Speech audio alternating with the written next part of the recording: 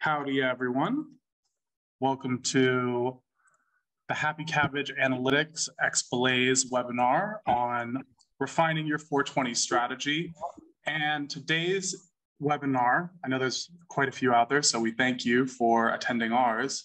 It's going to be a fun one. It's going to be a panel discussion on data, technology, and insights, and essentially how you can go about refining your strategy before the holiday starts and what you should consider in terms of key metrics, technological capabilities, and then the insights that your data can provide you.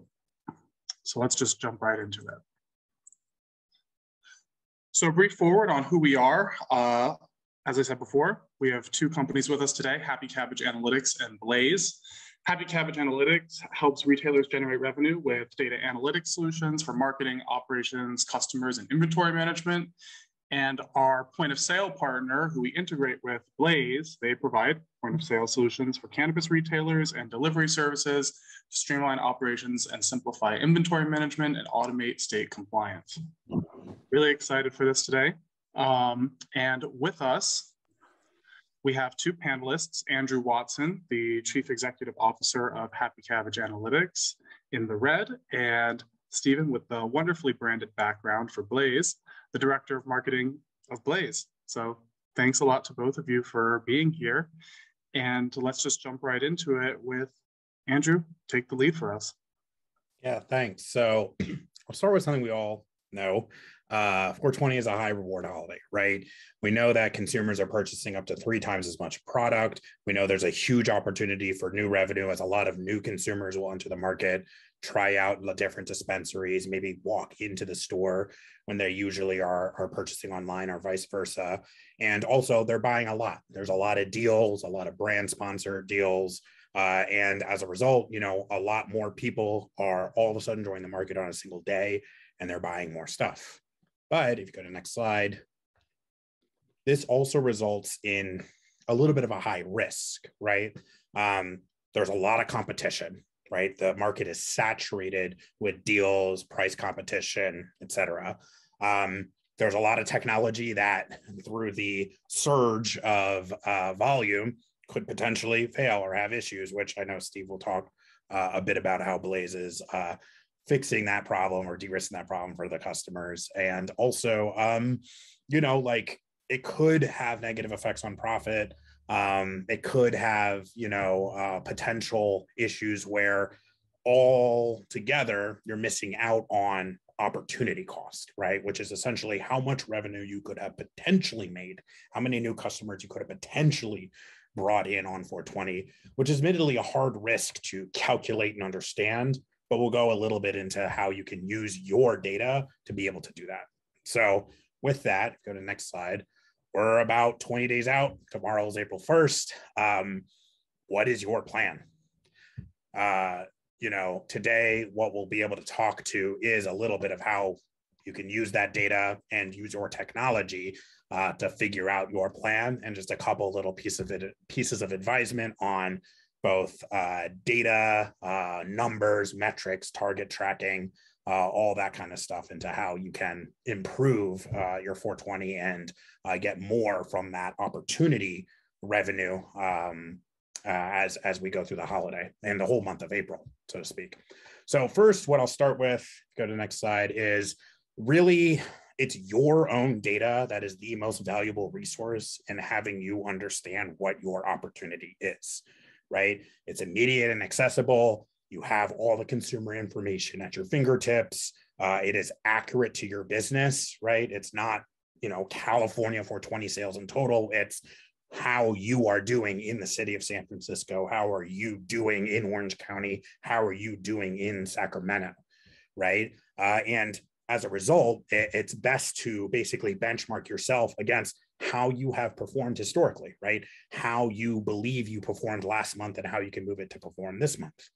And so to that point, a really good way, if you go to the next slide, to sort of think through how am I going to maximize my opportunity on 420 is to answer a lot of questions about your business and your performance, right? So that includes which sales channels are going to drive most of my sales volume on 420. How is that going to compare to their normal amount of volume? right? What marketing campaigns am I going to drive? And so importantly, what is my expectation on the revenue returns of those marketing campaigns, right? What historical marketing campaigns did I do last year? How much attributed revenue did they drive? What marketing campaigns am I planning to do this year? How can I measure and how can I make sure that they effectively drove incremental revenue for the business?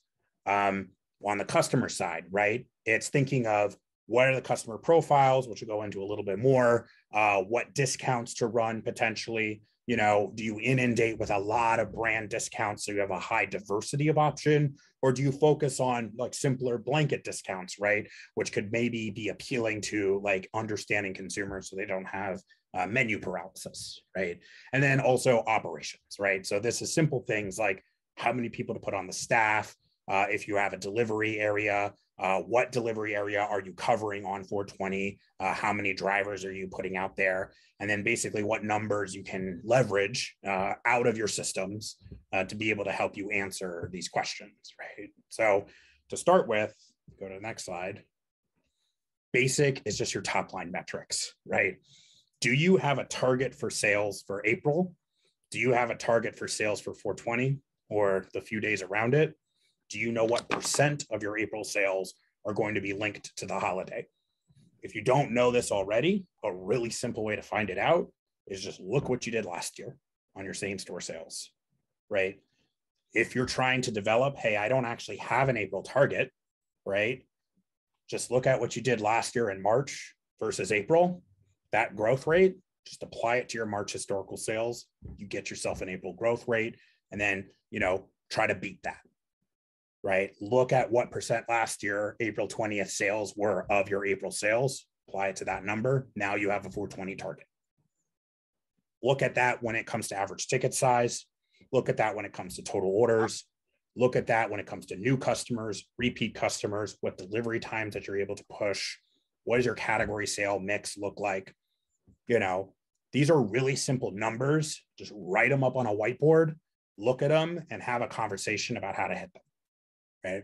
And if we go into the next slide, a huge part of that is on the marketing side, what should we expect in terms of new and repeat customers against our various channels, right? And this is all stuff that you can measure through analytic solutions like Happy Cabbage Analytics that are embedded in really awesome POS solutions like Blaze that can help you understand these numbers in a really simple and clean way. It can also be done by exporting data, sitting down in Excel and doing it. Either way, just putting those numbers on the whiteboard are going to really help. And I'll let Steve talk a little bit about, to the point on the channels and how to think about that. What are we talking about from a technology perspective?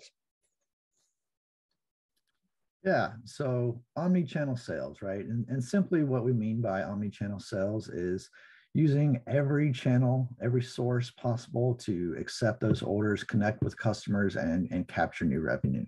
And, you know, while walk-in may still be like the primary version of how you're getting those orders, online orders are rapidly gaining steam, especially after COVID, after lockdown. We've seen the rise of sort of convenience culture. And to piggyback on Andrew's point, just having the ability to identify where those customers shop online can really sort of inform where you're spending those marketing dollars. And so we encourage all of our clients just to use as many channels as possible to bring in orders.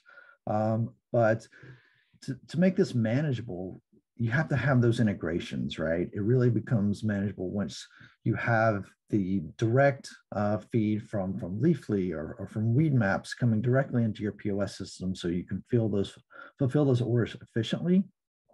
You don't want to be using an omni-channel approach if you're having to do a lot of manual back-end work, right? And so that's one of the biggest things that Blaze offers is that those integrations, those ordering integrations. But we also have e-commerce integrations, right? For your own website. If you have your own online store, directing traffic to your online store is just a great way to increase the order volume and gives the consumers an option on how they want to receive their items, right? They can choose between pickup, curbside, delivery, completely up to them and depending on what your retailer offers. But, you know, whether you're using a your own sort of built-in online store, or you're using a third party like Jane or Timber, we integrate with both of those. So all those orders come directly into your POS, making that easy to fulfill. And another really important part of the integration is the live menu aspect, right? You want a menu that's going to be up to date based upon what inventory is in stock.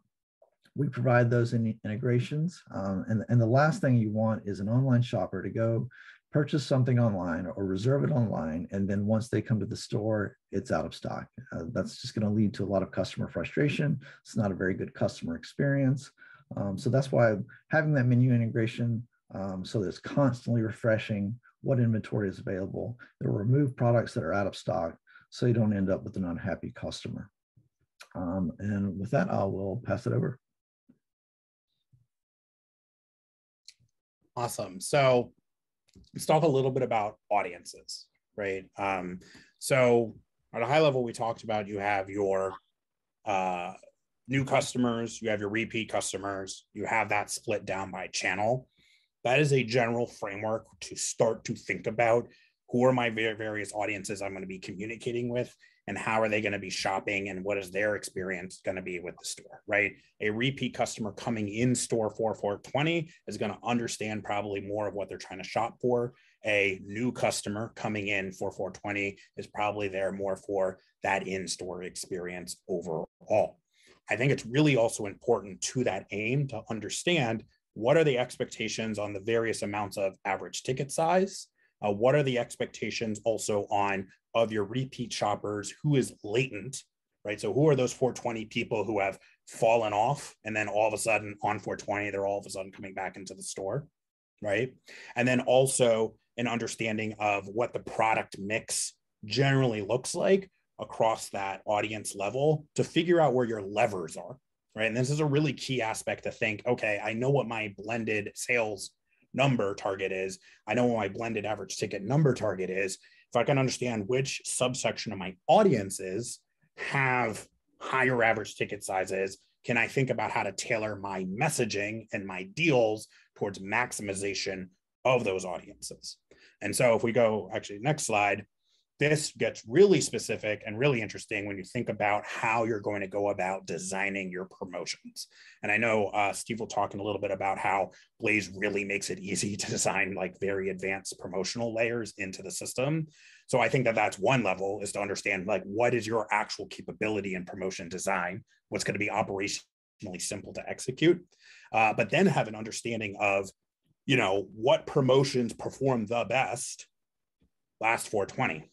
Right? What promotions perform the best in March, right? Is it brand BOGOs that brands are trying to like really kind of like get you to communicate? Or is it, hey, everything's 20% off below this dollar amount, that kind of conversation, right?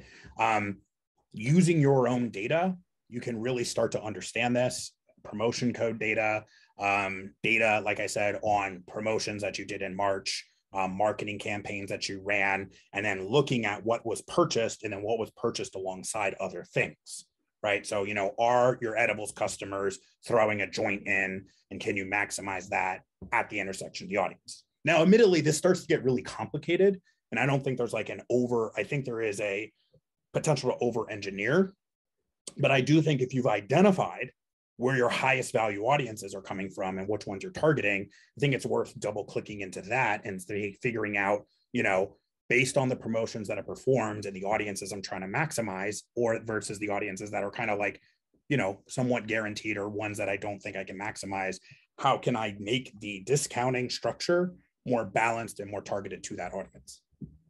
And like I mentioned, all of this can be figured out through your own data, using simple tools that can allow you to just look at and compare some key metrics, right? I'm not talking about a lot of advanced data science or a lot of advanced pricing data here. We're talking about just simple workflows on, hey, does this number make sense? Does that make sense? Let's look at this products that are sold alongside. Okay, like this is the promotion we expect to best perform on 420. And then in a postmortem, understand whether or not it performed. And to that point, you go to the next slide. I can't stress this enough. Understanding regardless if you're using Happy Cabbage for marketing, if you're using another tool for marketing, if you're using multiple tools for marketing, where is your marketing dollars going to be put? And what is your expectation of what they're going to return? Right? Systems like Blaze that have great connections on the promotion codes are great for this as well, because that's a really great mechanism to track. But even if you don't have that, you can very simply go out to your marketing vendors and say, hey, marketing vendor, what is the return that you expect to be able to drive, right? What is the return that you drove for me in March on the marketing channel? Is my marketing dollar allocation appropriate for 420, right? Looking at how you spend last year is a really good way to see this, right? If we go into the next slide, some just simple things that we found on just phrasing to help also maximize your message and the efficacy of your message, basically including matching terms that match the audience. So if we're thinking of we're thinking of those customers who it's been a while since they last shopped, they were regular customers, they're flower lovers, we're trying to pull them back in with discounts on 420, communicating to them about those aspects directly, as opposed to a broader communication that is more generic, right? What we're finding is specificity in message, the holiday it's associated with, what they're going to get out of it, the dollar impact that they're going to feel when it comes to that bottom of the funnel conversion is most effective in converting. And then been talking a lot about promotion, so we'll hand it over to Steve to just talk a little bit about more the technical aspect of promotional design and technology stability. Definitely. It's no secret that 420 sort of brings out the discount shoppers. So once you've strategized sort of what promotions you want to use using the data that you've had from years past, it's really important to know how to implement those and set those up properly. Sort of our version 2 of our promotions engine really gives you that sort of customization level. We have some rules that you can use to sort of set up your promotions, right? We have these buy rules or a one from rule, right? And buy rules really sort of contain sort of all the items in a specific criteria, whether that's sort of by product category, by product, by vendor, by brand. Like, you can really get specific on how you set up those rules. And the one from rule is really just sort of one singular item from a specific criteria, right? If there was one item that you're specifically trying to move, say you got an expiration date coming up on an edible or something like that, you can use those sort of one from rules to really target and move that product. Cart promotions are also huge, right? First time customers, that's a big one. Most people know they go to a dispensary for the first time, there's going to be some sort of discount involved. So we have those sort of first time customer promotions that you can implement to get those newcomers in the door. Cart minimums to reward your big spenders. They spend over $100. All right, we're giving them 20% off, right? The whole order. Something that really is going to promote those big tickets and big orders on bigger baskets. So another one that we like to use is order minimums, right? To reward your loyal customers. Say this is their 10th time visiting. Maybe they've visited, in the past, and this is their 10th time. It's time to reward them with a promo of some sort. So being able to utilize those, as well as adding on sort of delivery fees. I think that's something that we'll also see for people who are running delivery services. Everyone knows that the cost of fuel has gone up. I imagine some of that will be passed on to the consumers, but you can set up specific delivery fees if they're out of a certain mile range or out of a delivery zone. However you want to sort of make up those costs. And one of the biggest BOGOs, right? Very popular on 420. We have a final price feature, right? There's really for those sort of penny promos, those dollar promos. Say, if you have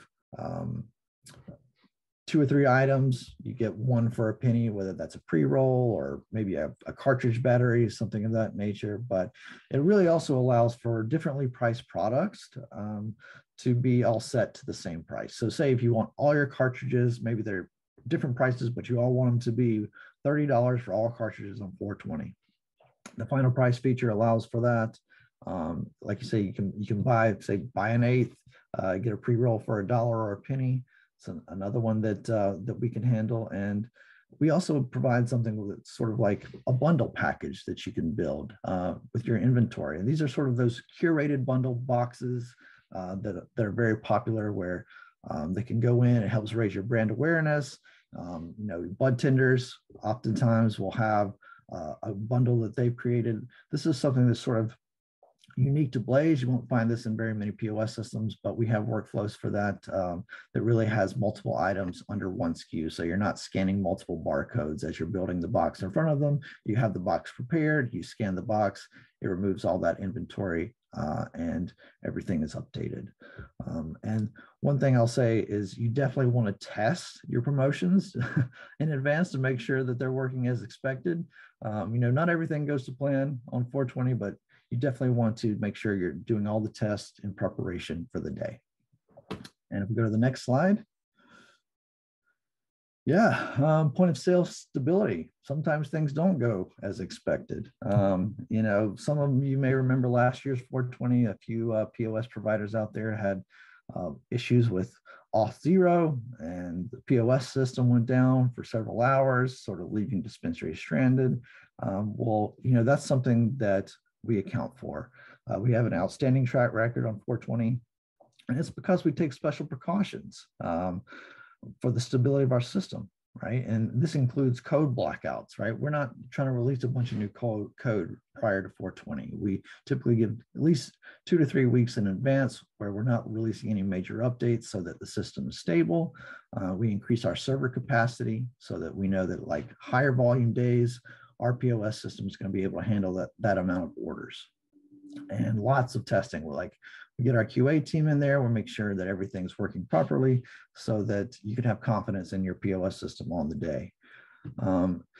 Most POS systems, at least ones worth their weight, will have a system status page that you can check. This is a URL where you can go and you can check and see if there's any problems being reported system-wide. Definitely something to bookmark in your browser just to make sure prior to 420 everything's good with your system.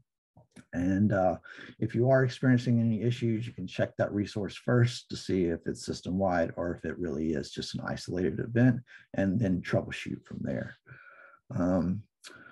Also, configuring and testing your hardware, right? You don't want to have those transaction delays on the day. Nothing's really more embarrassing than not being able to open a cash drawer for those first few transactions or waiting on a receipt to print. So testing that hardware, making sure that everything's up and running, make sure each bud tender is testing sort of their assigned register. And you can do that, on the 19th, the 18th, just to make sure all your hardware is connected and you're updating your apps. A lot of us experience this where, we're on our iPhone and our apps aren't working and it's time to update. Well, updating your POS app is an integral part of making sure you're prepared for 420. We want to make sure you're updating, at least 12 to 24 hours in advance. This will give you the latest version, and this will also typically make the app run faster. So there'll be performance improvements that you'll see when you update that app. So these are all things that go into your point of sale stability. You want to be able to rely on your biggest days. And that's something that we really prioritize leading up to 420. I'll pass it over to Andrew. Thanks. So talking a little bit now about some of the people aspects of the operations, just things you want to measure in advance, things you want to know, and also things you want to think about potentially designing.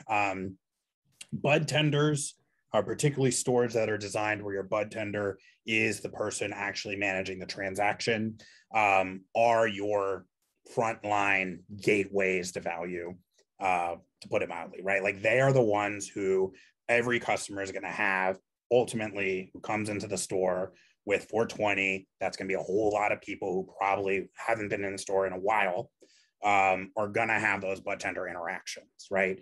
And those bud tender interactions are key in your ability to maximize transaction size, maximize the usage of certain deals. For example, like BOGO joint add-ons, making sure that for folks who are in certain customer groups that they're getting the appropriate discounts to build that customer loyalty, et cetera, et cetera, et cetera. A lot of times, it makes sense to potentially think of a way to rally the bud tenders, incent the bud tenders, and reward the bud tenders around performance and achievement to the numbers, right? And so this could include things like a team target for the amount of volume we can have a single store push. It could be individual targets about average ticket size for folks who are doing a certain amount of volume, right? It could be a team target associated with the average ticket size. What we have found, as long as it's something that is simple and that is direct and something that the shop can rally around, is going to be more effective than a fractured sort of brand spiffing structure, which can be valuable, particularly if you're trying to push your in-house brand. But if every bud tender is trying to optimize for a different thing, you're going to end up with a lot of different outcomes. And so I think trying to come up with what is the thing we're going to optimize, looking up the number. So knowing, hey, we have 50% of bud tenders who are able to achieve this on ticket size, 50% are able to achieve this. Let's say, hey, pick the middle of the upper 50%. And let's say, hey, bud tenders who can achieve that, stress test that to make sure that that also adds up to that first sort of level we were talking about there, right? To go on to the next slide as well. Also, a lot of folks have delivery, right? Same sort of concept, but now focused on the delivery operations component, which includes knowing what your average delivery time that you expect to be able to achieve and what you'd be able to keep up, and communicating that reliably to your customers is huge. The best way to know that is to look at your data. And again, through our technology and our integrations with folks like Blaze, you can very easily look at a heat map of what your delivery times are by zip code in the geography that you are servicing, and have an understanding of realistically what you can and cannot achieve, right?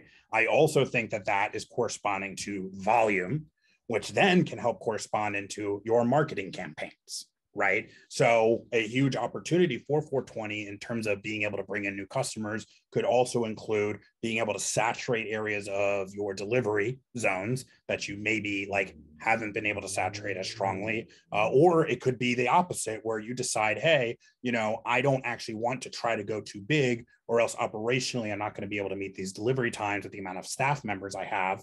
So therefore, maybe we can strain it inwards and drive more promotional content on the closer regional things that we can meet with better delivery times, right? Again, understanding your audience is really key on this, and understanding your time of day of how much and when the transactions are coming in is also a huge part of this, which again, the reporting will allow you to be able to have. Really, the key aspect is have an expectation for everything, and then think a little bit ahead of, what can go wrong, and then plan ahead for that, what can go wrong and what the contingencies are. And that's particularly true on the technology side. And so, go on to the next slide. I can let Matt close us out, but I think broadly, happy holidays to everybody. We're going to have a huge April, and thanks for coming on, and I'll let Matt close us out. Awesome. Thanks so much, Stephen and Andrew, for sharing all those insights with us. We're going to open it up for just a few minutes to any questions, comments that may have come up during the presentation. I know that was a ton of stuff that we just covered, so we'll just open the floor really quick to see if anyone has any questions, and I will be monitoring the chat and Q&A. Now there's a Q&A button in Zoom that you can drop a question into if you have one.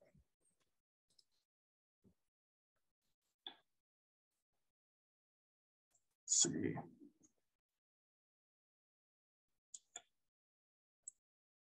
We'll leave it open for just a few more seconds for any questions.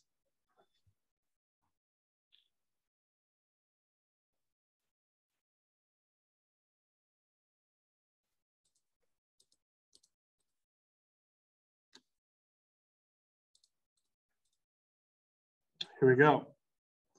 Somewhat, we have Chang Yi that says, not a question, you guys rock, that was awesome. Pernice Whittington, hey Pernice, she has a question about Happy Cabbage Analytics, Andrew. She says, hello, I have a question about Happy Cabbage, is it free to use? So would you mind just talking about some of the packages we offer just for a second? Yeah, hi Pernice. You know, and thanks for the question. So happy to have a conversation with our team.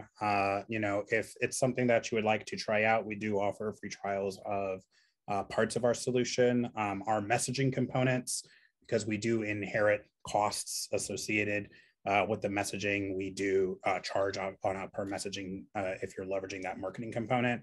It is charged affordably. We're really trying to make it so that these tools can be very approachable and very affordable for folks. And like I said, you know, it really, they build on top of the really awesome work that folks like Blaze do to be able to power our technology at a simple, small add-on price. Awesome. Shout out to Pernice for their question. If any others in the chat.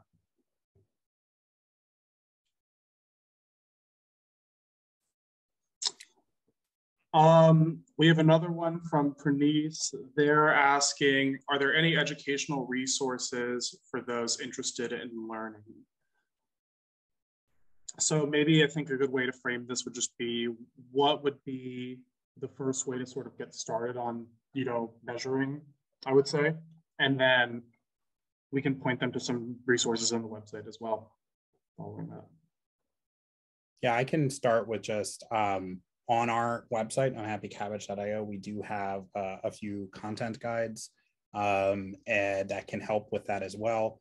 Also, you know, like I mentioned, you know, we're happy to take a conversation and talk through what your needs are and then be able to help, I think, route to some educational resources. We do have a few guides as well. And then I know, Steve, if you want to mention just the content guides that Blaze has hosted as well. Yeah, definitely. So we have a very active blog where we're posting lots of content guides, in addition to our help center, where you can find lots of information on how to use the system. And coming up here very shortly, we're going to be implementing Blaze University, which will be sort of a training aid once you've subscribed to Blaze, that will really walk each member of your staff through how to use the system, sort of what those permissions are, what those roles are. So very excited about that. So we'll have more information on that coming up shortly. Awesome. Well, I think that's a perfect way to round it out. So thank you so much, everyone, for attending today. As I said before, I think there were like 3 webinars during this time that you probably could have picked to go to without getting too swamped. And so we really appreciate your time here at Happy Cabbage and Blaze. And if you want to get in touch with us, our website links are right at the bottom here, happycabbage.io and blaze.v. And thanks again, Stephen and Andrew, for the time. This was awesome. And we hope to see you at the next one. Yeah. Take care, guys. Cheers. Thank you so much. Thanks a lot. Thanks, folks. Thanks, Matt.